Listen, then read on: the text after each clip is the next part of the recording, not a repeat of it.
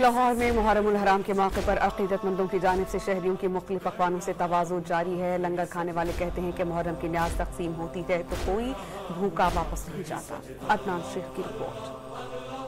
मुहर्रम उल हराम में आशिकाने हुसैन की जानिब से लंगर और न्याज की तकसीम कदीम रिवायत है। दाल चावल, चिकन पुलाव, नान हलीम, खीर, दूध और शरबत से हर किसी की तवाज़ु की जाती है। लिटन रोड पर हजरत इमाम हुसैन की याद में मटन और बीफ बिरयानी की 400 से 500 देगें बांटने का एहतमाम किया गया है।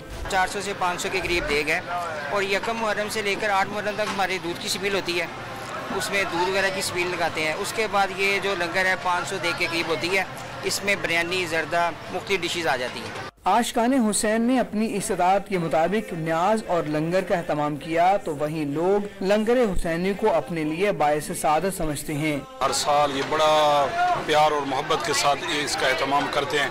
अल्लाह की मखलूक खा रही है। सैयदना हजरत इमाम हुसैन अलैहिस्सलाम का ये लंगर, उनके साथ अकीदत और ये मोहब्बत, और ये तो सारा सदका ही उनका है। सारा लंगर है ही उन्हीं के नाम का।